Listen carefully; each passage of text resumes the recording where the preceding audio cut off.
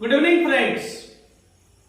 Welcome to you all in my channel doctor Anshuman सुमन।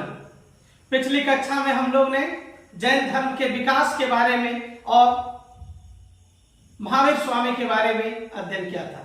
आज जैन धर्म के दर्शन के बारे में पढ़ेंगे। आज का क्लास निश्चित रूप से कंसेप्ट बेस्ड क्लास है, अतः यह बहुत ही महत्वपूर्ण होगा सिविल सेवा के लिए। आइए हम जैन धर्म के दर्शन को समझें। स्लाइड पर स्लाइड हम इस पर विस्तार से चर्चा करेंगे। आप ध्यान बना के रखेंगे, तभी कंसेप्ट क्लियर हो पाएगा और आपको आनंद आएगा। निश्चित रूप से जैन दर्शन को आप समझ पाएंगे। बस धैर्य बनाए रखिए और साथ में चलते रहिए। Let us come to the first slide of Jain धर्म का दर्शन। जैन दर्शन क्या कहता है?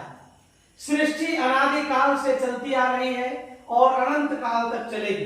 अतः जैनों ने हिंदू या बौद्ध धर्म की भांति सृष्टि के विनाश में विश्वास नहीं किया। जैन दर्शन में ईश्वर के अस्तित्व को स्वीकारा, परंतु ईश्वर को जीन से नीचे माना। बौद्धों की तुलना में अस्तित्व वैसे नास्तिक है, पर यह सांख्य दर्शन के करीब है। इस स्लाइड में दो तीन बात हम समझेंगे। पहली महत्वपूर्ण बात है कि हिंदू धर्म और बौद्ध धर्म में ये जो सृष्टि है, ये जो संसार है, इसको नश्वर माना गया है, जबकि जैन धर्म में संसार को शाश्वत माना गया है। संसार का नाश नहीं हो सकता, ऐसा जैन धर्म मानता है। दूसरा महत्वपूर्ण बात इसमें सीखने के लिए है कि सर्वप्रथम जैन दर्शन ईश्वर के अस्तित्व को स्वीकार ही नहीं करता है, लेकिन जब वो स्वीकार करता है तो वो जीन के नीचे मानता है। जीन का अर्थ होता है अपने इंद्रियों पर कब्जा करने वाला। जैसा कि महावीर स्वामी अपने इंद्रियों पर कब्जा करके इंद्रियों को अपने वश में करके जीन कहलाए। तो जीन जो इंद्रियों के विजेता है उसे जीन कहा जाता है, और जैन धर्म में जीन से नीचे ईश्वर को माना गया है। और तीसरा सबसे महत्वपूर्ण बात इसमें सीखना है इस स्लाइड में कि ये जो धर्म है, ये जो धर्म है, आप देखेंगे ये सांख्य दर्शन के नजदीक पाए जाते हैं। और यदि हम इसकी और भी तुलनात्मक अध्ययन करें तो हम पाएंगे कि जैन धर्म वस्तुतः हिंदू धर्म से बिल्कुल अलग नहीं है। हाँ, लेकिन इसके प्रारूप, स्वरूप और मोक्ष की प्राप्ति करने की जो प्रविधि है वह निश्चित रूप से अलग है। चलिए नेक्स्ट स्लाइड में हम इस बात पर भी बेहतर चर्चा करेंगे। आइए जैन धर्म के मुख्य दर्शन जो यहाँ पे लिखे गए हैं, हम एक एक करके उस पर चर्चा करेंगे। पहली बात है यज्ञ एवं वेद को जैन धर्म में वो स्वीकार कर दिया। जिस यज्ञ और बलि को उत्तर वैदिक काल में वैदिक धर्म में सर्वोपरि स्थान दिया गया, उसी यज्ञ को और उसी बलि प्रथा को यहां पे क्या किया गया है? वो स्वीकार कर दिया गया है। क्या किया गया है? वो स्वीकार कर दिया गया है। जैन धर्म में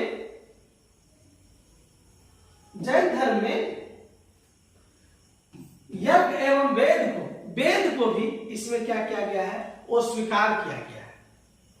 अगर वस्तुतः हम बात करें ना कि वेद की रचना अपुरुषेय है, अर्थात मनुष्य द्वारा नहीं किया गया है, ऐसा हिंदू धर्म में अवधारणा है, वैदिक धर्म में ऐसी अवधारणा है। इस बात को जैन धर्म में स्वीकार नहीं किया जाता है। अब आ जाइए, ईश्वर के अस्तित्व में विश्वास नहीं करते। जैसा कि हमने पिछली वीडियो में बात किया, ईश्वर के अस्तित्व में भी इसका विश्वास नहीं। हाँ, लेकिन जैन धर्म में, जैन दर्शन में कर्म पर विश्वास किया गया है। अच्छा, कर्म पर विश्वास किया गया, जैसा कर्म करेंगे वैसा फल मिलेगा। आप जानते हैं ये सेम बात आपको हिंदू दर्शन में भी मिलेगा। रामचरितमानस के दोहा में तुलसीदास जी कहते हैं जो जस करहि तस फल चाखा। कहते हैं ना, जो जैसा कर्म करेंगे वैसा फल पाएंगे। ठीक इसी प्रकार से जैन धर्म में इस बात को स्वीकार किया गया। इसीलिए मैंने पहले कहा कि हिंदू धर्म के साथ इनकी समानता भी देखने के लिए आपको मिलेगा। तो यहाँ पे एक बात स्पष्ट हुआ कि यदि जैन धर्म कर्मवाद को स्वीकार करता है, यानी कर्म के आधार पर जन्म होगा, तो जैन धर्म में इस बात को भी स्वीकार करता है कि अगर आप अच्छे कर्म कर रहे हैं तो उच्च कुल में जन्म लेंगे, अगर आप बुरे कर्म कर रहे हैं तो निम्न कुल में जन्म लेंगे। इससे एक और आज से स्पष्ट हुआ, वह यह है कि यदि उच्च कुल और निम्न कुल की बात किया गया तो इसमें अस्पृश्यता का भी बात आया।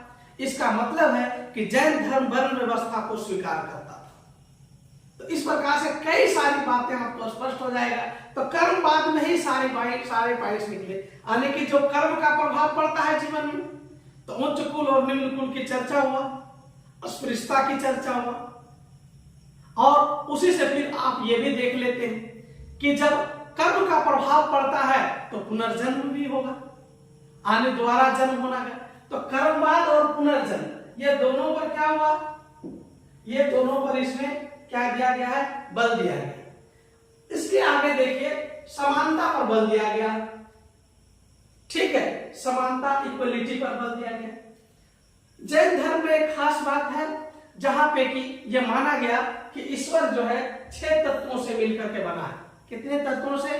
6 तत्वों से मिलकर के बना हुआ है। जैन धर्म में कठिन तपस्या, त्याग को विशेष स्थान दिया गया है, और यही वजह है कि जैन धर्म के जो मुक्ति के मार्ग हैं, जो मोक्ष के मार्ग हैं, वो मार्ग बहुत कठिन है। इसलिए जन सामान्य लोग इसको अपना नहीं सके और इनका ज्यादा फैलाव देश दुनिया में नहीं हो पाया। और आज के डेट में भी देखेंगे जैन धर्म का ज्यादा फैलाव इसी वजह से नहीं है क्योंकि इसमें काया, क्लेश और मोक्ष प्राप्ति के रास्ते बहुत ही क्लिष्ट हैं, और बहुत लोग तो इसके दर्शन को समझ ही नहीं पाते हैं। इसलिए इस धर्म से ज्यादा लोग नहीं जुड़ पाते। आइए, इसमें तो काया क्लेश वाला बात तो आप लोग देख लिए, कठिन तपस्या। नारियों का संघ में इन्होंने प्रवेश दिया जो सकारात्मक स्थिति को इंगित करता है, जो तत्कालीन परिस्थितियों में सकारात्मकता को इंगित करता है, क्योंकि नारियों को स्थान दिया जा रहा है उस समय, ठीक है। उसके बाद सांख्य दर्शन के नजदीक है, अस्पृश्यता को स्वीकार किया, ये सारी बातों को हम लोग समझ पाए। तो इसमें 2-3 बात मुख्य रूप से था। पहले की हिंदू धर्म के वेद और बलि प्रथा और अन्य जो यज्ञ प्रथा था उनको वो स्वीकार नहीं किया, ईश्वर को भी नहीं माना, ठीक है। पुनर्जन्म और कर्मवाद में जैन धर्म में विश्वास किया गया है। संसार 6 तत्वों से मिलकर के बना है, ये महत्वपूर्ण बातें थे इसके। नेक्स्ट स्लाइड में इसके जो है प्रारूप को हम समझेंगे। यहाँ पर जैन धर्म के जब हम दर्शन को समझ लिए, तब यहाँ पर जो हम मुख्य बातें आज समझेंगे वो यह है कि जैन धर्म के लोग जो जैनी हैं वे आखिर मोक्ष कैसे प्राप्ति करते हैं, इस बात को हम आज समझेंगे एकदम कर्म के रूप में, ताकि आपको बहुत ही क्लियर हो जाएगा। चलिए, इसके लिए आपको मैं एक काम करता हूं, एक छोटा सा आपके लिए क्लियर बताता हूं, ठीक है। ये है, देखिए, ये आदमी है, ठीक है। एक इसको आदमी समझिए, व्यक्ति समझिए। होता क्या है कि व्यक्ति में जब जीवन आता है तो वो कुछ ना कुछ कर्म करते हैं, और आप जानते हैं कर्म 2 प्रकार का होता है, एक सत्कर्म और एक बुरा कर्म। सत्कर्म के लिए आपको उसका पुण्य मिलता है, और बुरे कर्म के लिए जनरली हम हिंदू धर्म में उसको कहते हैं पाप मिलता है। जैन धर्म में बुरे कर्म के लिए क्या होता है? जैन धर्म में अगर आप बुरे कर्म कर रहे हैं, झूठ बोल रहे हैं, लोगों को सता रहे हैं, ठीक है, बड़ों का अनादर कर रहे हैं, इन सब कार्यों के लिए क्या होता है, उसका प्रभाव आपके शरीर के अंदर घुसता है। अगर आप बुरे कर्म कर रहे हैं, अगर क्या है, आप अगर बुरे कर्म कर रहे हैं तो इसका प्रभाव जो है आपके शरीर के अंदर में घुसता है। शरीर के अंदर में जितना आप ऐसा कर्म करेंगे, जितना आप बुरे कर्म करेंगे, उतना ही उनका प्रभाव आपके शरीर में आएगा। तो बुरे कर्मों का प्रभाव शरीर में आना ही आश्रम कहलाता है। आई होप कि आश्रम क्लियर हो गया होगा। आश्रम क्या हुआ? बुरे कर्मों का प्रभाव शरीर में जो प्रवेश करता है उसको आश्रम कहते हैं। आश्रम कहते हैं। अच्छा, अभी उद्गम को छोड़ दीजिए, आगे हम देखें। आश्रम से क्या उत्पन्न होता है? बंधन उत्पन्न होता है। क्या होता है? बंधन। अब कहिएगा बंधन क्यों? जो बुरे आपने कर्म किए हैं तो उसके बदला में आपके शरीर में आ गया है, ये चीजें आ गया है, यही आपका बंधन है। ये जब तक अब शरीर आपके शरीर से नहीं निकलेगा तब तक आप मोक्ष की प्राप्ति नहीं करेंगे। इसका मतलब यही हुआ कि ये बुरे कर्मों का प्रभाव ही आपको बार बार जन्म लेने के लिए कहेगा। आप बार बार धरती पर जन्म लीजिएगा, बार बार मरिएगा, बार बार धरती पर जन्म लीजिएगा। तो जीवन और मृत्यु का जो ये खेल है वो उस समय तक चलता रहेगा जब तक कि ये आश्रम आपके शरीर से निकल नहीं जाए। यही जैन धर्म का एक्चुअल कंसेप्ट है और बहुत अच्छा लग रहा होगा आपको, बहुत अच्छा लग रहा होगा। तो जब आप वीडियो देख रहे होंगे तो आप निश्चित रूप से कमेंट करके बताइएगा कि स्पष्ट रूप से हम समझ पा रहे हैं, हमको भी अच्छा लगेगा। तो हमने क्या बताया कि बुरे कर्म का प्रभाव आपके शरीर के अंदर आता है, उस प्रक्रिया को हम आश्रम कहते हैं। क्या कहते हैं? आश्रम कहते हैं। ठीक है, और यही आश्रम क्या होता है? बंधन कहलाता है। अब क्या हुआ कि बार बार जन्म लेना और बार बार ये लौकिक क्रियाओं से और प्रक्रियाओं से गुजरना बहुत ही मुश्किल है। तो लोग कभी न कभी अपनी मुक्ति के मार्ग को खोजने के लिए कुछ ना कुछ तो करेंगे। तब उनको जब बोध होता होगा कि हाँ अब हमको जो है मुक्ति प्राप्त करना है, अर्थात मोक्ष अगर प्राप्त करना है, तब हमको क्या करना पड़ेगा? तब हमको अच्छे कर्म करना पड़ेगा, सत्य बोलना पड़ेगा, अहिंसा को फॉलो करना पड़ेगा, जैन धर्म के आधार पर अपरिग्रह को फॉलो करना पड़ेगा, ब्रह्मचर्य व्रत को धारण करना पड़ेगा। तब अगर ये सब काम आप जब करने लगेंगे, सत्कर्म करने लगेंगे, तब आपके शरीर में आश्रम नहीं होगा। तब क्या होगा? आश्रम रुक जाएगा, आश्रम रुक जाएगा। और आश्रम रुक जाने की प्रक्रिया ही संवर कहलाता है। क्या कहलाता है? संवर कहलाता है। तो संवर बेसिकली क्या है? शरीर में आश्रम का रुकना ही संवर है। अब देखिए रुक तो गया, लेकिन अब लगातार आप धर्म के काम कर रहे हैं, लगातार आप सत्य काम कर रहे हैं, सत्कर्म कर रहे हैं, तो क्या होगा? धीरे धीरे धीरे धीरे धीरे धीरे आपका जो ये जमा हो गया है बुरे कर्मों का प्रभाव वो शरीर से निकलेगा। इसका सिंपल एक एग्जाम्पल से आपको मैं बताऊं कि यदि किसी व्यक्ति से आप 50 रुपया ऋण ले लेते हैं और 50 रुपया ऋण को आप धीरे धीरे चुकाते हैं, कभी 10 रुपया, कभी 5 रुपया, कभी 2 रुपया, कभी 1 रुपया, ऐसे करते करते करते जब आप पूरे 50 रुपया चुका देंगे तो पूरा ऋण मुक्ति हो जाता है। ठीक इसी प्रकार से यहाँ पे कंसेप्ट लागू होता है कि बुरे कर्मों का प्रभाव आपके शरीर में इकट्ठा हो गया और धीरे धीरे इतने अच्छे कर्म आप धीरे धीरे करेंगे कि आपके बुरे कर्मों का प्रभाव धीरे धीरे धीरे धीरे धीरे धीरे ये यहाँ से क्या हो जाएगा? समाप्त हो जाएगा। इस प्रकार से आप देखेंगे कि आपके बुरे कर्मों का सारा प्रभाव आपके शरीर से निकल गया। जब कंप्लीट रूप से, पूर्ण रूप से जब आपका प्रभाव निकल जाता है उसी को हम मोक्ष कहते हैं। और बुरे कर्मों का शरीर से निकलने की प्रक्रिया जो है उसको हम निर्जर या निर्जरा कहते हैं। समझ गए? तो अब हम एक बार पुनः आपको स्पष्ट करते हुए सारे बात को एक जगह लेके आओ। तो बुरे कर्मों का प्रवाह जब शरीर में अंदर होता है उसको आश्रम कहते हैं। आश्रम जब शरीर में आया उसको हम बंधन कहते हैं। और हम जब अब अच्छा काम करने लगते हैं तो शरीर के अंदर बुरे कर्मों का प्रभाव जो है या आश्रम जो है रुक जाता है, उसको हम संवर कहते हैं। और अब जब हमारा अच्छा काम होने लगता है तब हमारे पापों का प्रभाव जो है शरीर से निकलने लगता है, उसको हम निर्जरा कहते हैं। और जिस समय शरीर का पूरा पाप, दुष्कर्मों का पूरा प्रभाव शरीर से निकल जाता है उसको हम मोक्ष या केवल्य कहते हैं। दिस इज व्हाट, यही तो हम लोग को सीखना था कि जैन धर्म में मोक्ष कैसे प्राप्ति किया जा सकता है। आई होप कि आप लोग अच्छा से समझ गए होंगे। नेक्स्ट में जैन धर्म से कुछ अन्य महत्वपूर्ण जानकारियां भी हमको चाहिए, जैसे कि जैन धर्म के तीर्थ स्थल कौन कौन से थे, जैन धर्म का बंटवारा कैसे हुआ, उन सब बातों को भी हम 2-4 मिनट में कंप्लीट करेंगे। वीडियो में बने रहिए, आपको और भी अच्छे तथ्य मिलेंगे। नेक्स्ट, तो जैन धर्म के एक ऐसे सिद्धांत है जिसको हम स्यादवाद सिद्धांत कहते हैं। या सप्तभंगी सिद्धांत कहते हैं या अनेकांतवाद सिद्धांत कहते हैं। इस सिद्धांत में वस्तुतः हम क्या कह सकते हैं ना कि कोई भी निर्णय जो होता है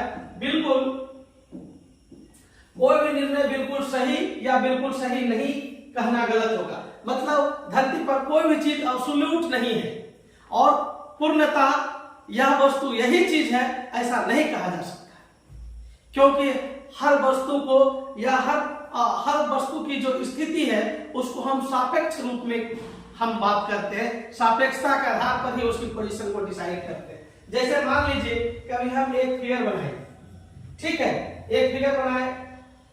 अब ये जो फिगर है छोटा वाला बड़ा वाला के पीछे है। अब इस फिगर को हम देख रहे हैं और यही कभी यहां आ जाएगा तो बड़ा वाला छोटा वाले के पीछे हो जाएगा। तो पोजीशन जब चेंज होता है तब उसके जो है परिणाम भी चेंज हो जाते हैं, एब्सोल्यूट कुछ नहीं। तो ये इसको हम इस प्रकार से कह सकते हैं कि कोई भी ज्ञान निरपेक्ष नहीं होता या सापेक्ष होता है एवं परिस्थिति एवं सत्य के जन्य होता है। ठीक है, इस प्रकार से यहाँ पे देखेंगे तो इस सिद्धांत में 7 प्रकार की बातों को आप कर सकते हैं।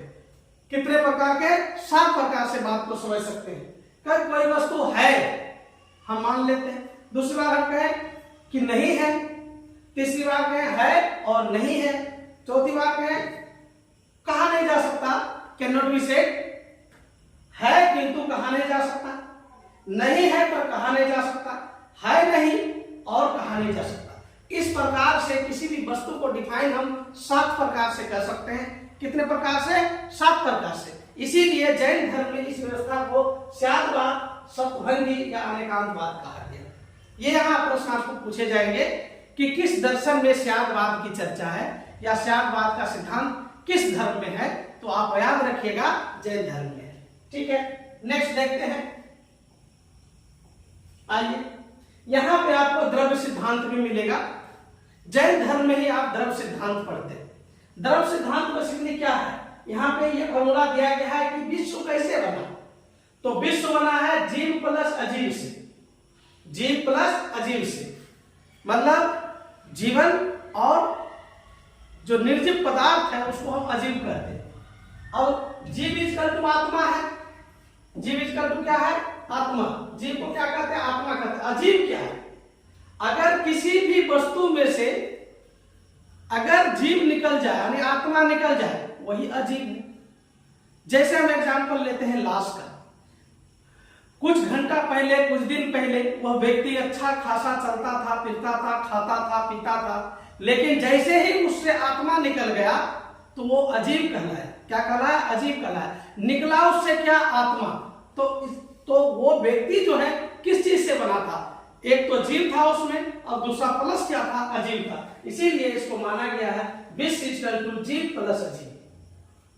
अच्छा, जीव इजकल टू आत्मा है और अजीब जो है 5 चीज से मिलकर के बनता है। उद्गम, धर्म, अधर्म, आकाश और काल। तो जैसे हिंदू धर्म में हम लोग कहते हैं कि पंच तत्व मिली बना अधम शरीरा, तो यहाँ पे आप जो संसार का निर्माण देखते हैं वह 6 तत्व से मिलकर के बना। आत्मा एक हुआ और 5 चीज इधर हुआ, तो 1 + 5 = 6। तो द्रव्य का सिद्धांत यही है। इसमें जीव और अजीव का व्याख्या किया गया है। तो आप याद रखिएगा कि जैन धर्म में स्यादवाद का भी सिद्धांत है और द्रव्य सिद्धांत। ठीक है, नेक्स्ट कुछ पॉइंट देख लेते हैं। ठीक है, यहां पे 2 जैन धर्म से रिलेटेड टर्म को समझेंगे। ये टर्म बहुत ही इंपॉर्टेंट है और परीक्षा में पूछे जाते हैं। पहला टर्म है संलेखना। वस्तुतः संलेखना क्या है? संलेखना का अर्थ है जब कोई व्यक्ति अन्न जल का त्याग करे और उसके बाद अपने प्राण का त्याग कर दे तब उसे हम संलेखना कहते हैं। संलेखना का एक बहुत सुंदर उदाहरण आपको मिलेगा चंद्रगुप्त मौर्य के परिप्रेक्ष्य में। चंद्रगुप्त मौर्य जब उत्तर भारत में भयंकर अकाल पड़ा तब उन्होंने अपने पुत्र को राजा बनाकर यानी बिंदुसार को राजा बनाकर वो दक्षिण भारत के श्रवणबेलगोला चले गए। श्रवणबेलगोला के चंद्रगिरी पहाड़ी पर उन्होंने संलेखना विधि से अपनी जान को दिया, अपने प्राण को त्याग दिए। तो ये जो संलेखना विधि है वो वही है जिसमें कि व्यक्ति अन्न जल का त्याग कर देता है और जान को वो त्याग देते हैं, प्राण त्याग देते हैं। ये जैन धर्म की एक जो है शब्दावली है संलेखना, और इसका अर्थ है अन्न जल को त्याग करके अपने शरीर का त्याग कर देना। ठीक है, अब उसी प्रकार का एक वर्ड है संथारा। तो संथारा प्रथा क्या है? बेसिकली संथारा प्रथा जस्ट लाइक संलेखना है, लेकिन संलेखना है नहीं, उसमें थोड़ा अंतर है।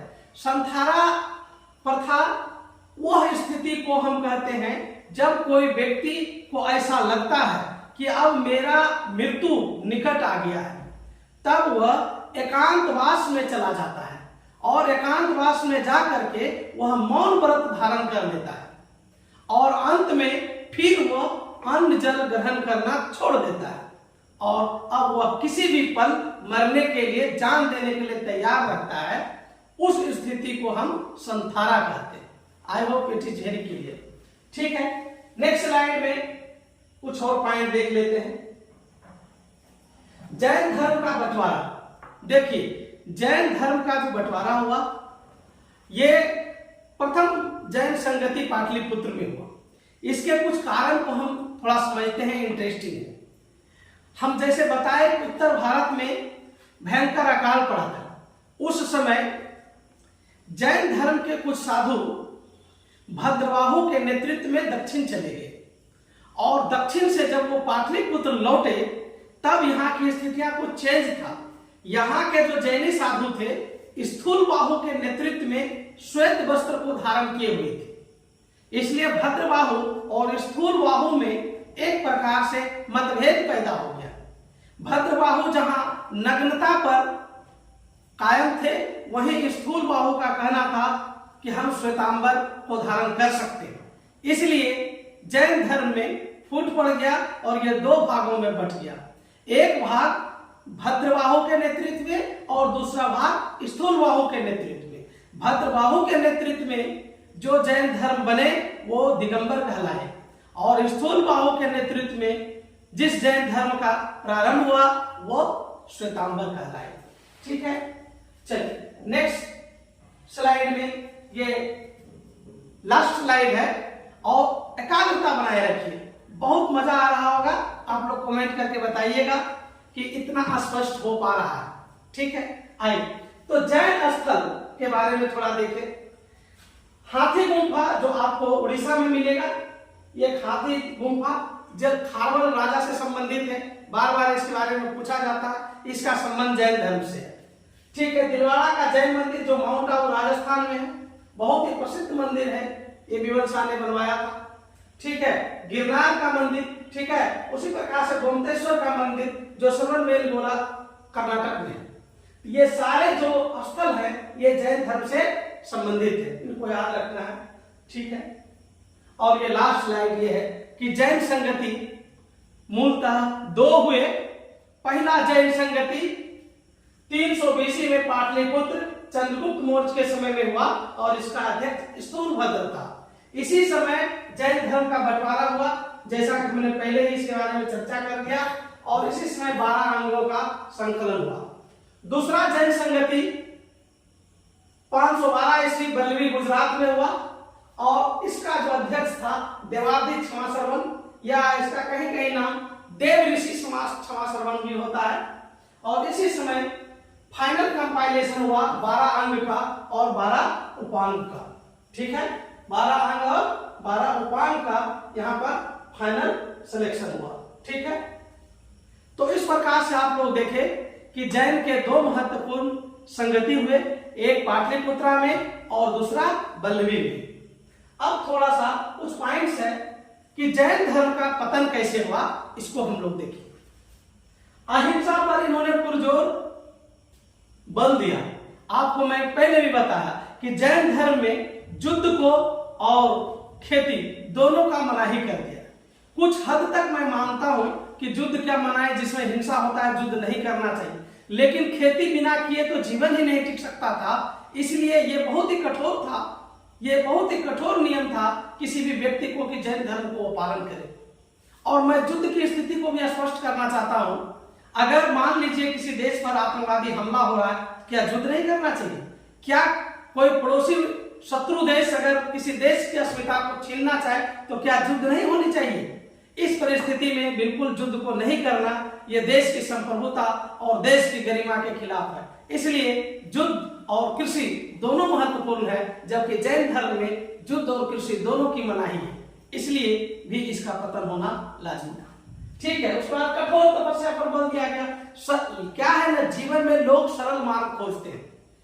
जैसे कि आप देखिए, जैन धर्म का जो उत्थान हुआ उसी आडंबर पर हुआ कि वैदिक धर्म में जटिलता आ गया, वहां कठोरता आ गया, वहां पे कर्मकांड आ गए, वहां पे बलि और यज्ञ आ गया। इसीलिए लोग वैदिक धर्म को छोड़ करके जैन धर्म और बौद्ध धर्म के तरफ आए। लेकिन जैन धर्म में भी जब कठोरता आ जाएगा तो स्वाभाविक रूप से इस धर्म को भी छोड़ देंगे। तो यही बात है, इसमें कठोरता आ गया।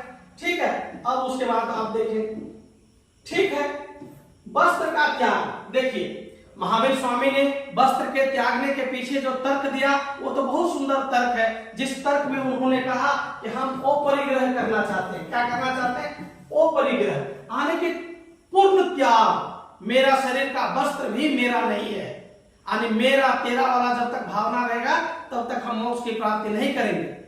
तो वो वस्त्र तक का त्याग कर दिए। कालांतर में जब आप लोग पढ़े होंगे तो ये भी जानते होंगे कि भगवान बुद्ध पहले जब वो भिक्षु बने तब उसके पास कुछ नहीं था, लेकिन भिक्षा पात्र था। तो भगवान बुद्ध ने भी कालांतर में जाकर भिक्षा पात्र का त्याग कर दिया था, यह कर करके कि इसमें भी ऐसा लगता है कि अपनापन वाला बात आता है, ये मेरा है या तेरा है, इसलिए ये भी नहीं रहना चाहिए। तो भगवान बुद्ध भी इसी प्रकार का कंसेप्ट को स्वीकार किए। लेकिन यहाँ पे महावीर स्वामी ने जिस प्रकार से कंसेप्ट को एकदम जटिलता के साथ स्वीकार करें, नहीं हम वस्त्र तक को त्याग देंगे, ये बात तो सही है, लेकिन क्या जन सामान्य लोग इसको, साधारण लोग इतना गहरी जो दर्शन है क्या समझ पाएंगे?